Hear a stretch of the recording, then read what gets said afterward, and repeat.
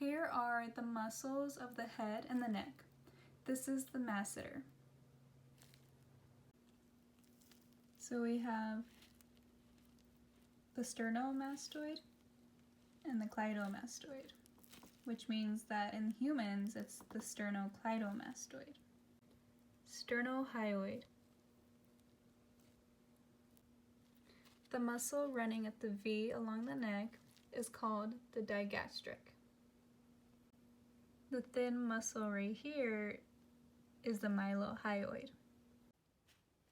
So here we have the muscles of the chest. Here's the pectoralis major, pectoralis minor, and then we have the serratus ventralis.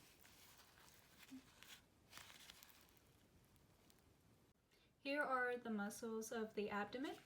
We have the rectus abdominis, the external oblique. Then on the inside, we have the internal oblique and the transversus abdominis. Right here. Here are the superficial muscles of the back and shoulder. So here we have the latissimus dorsi. Then moving on to the trapezius.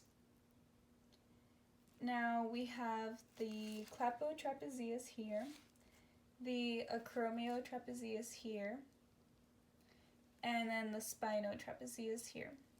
Then we are going to the deltoid right here, and we have the clavodeltoid here, the acromiodeltoid here, and the spinodeltoid here, connecting the deltoid to the spine. Then we have the levator scapulae, which is right here. So here's the deep muscles of the back. Here we have the splenius. So here we have rhomboides major and then rhomboides minor. Then we have the rhomboides capitis. Then we have supraspinatus, infraspinatus, and the teres major should be right here. So here we have the muscles of the arm. It's the brachialis, and then we have the triceps lateral head, the triceps long head, and the epitrochlearus. So now we have the medial view of the muscles of the arm. So we have the brachialis, and then we have the biceps brachii, and then we have the triceps brachii medial head. Here is the lateral view of the muscles of the thigh, and this is the vastus lateralis. Right here we have the semitendinosus, then we have the caudofemoralis, and then we have the gluteus maximus, and then we have the sartorius, and then we have the tensor fasciae lata, and then we have the biceps femoris. And that is the lateral view of the muscles of the thigh.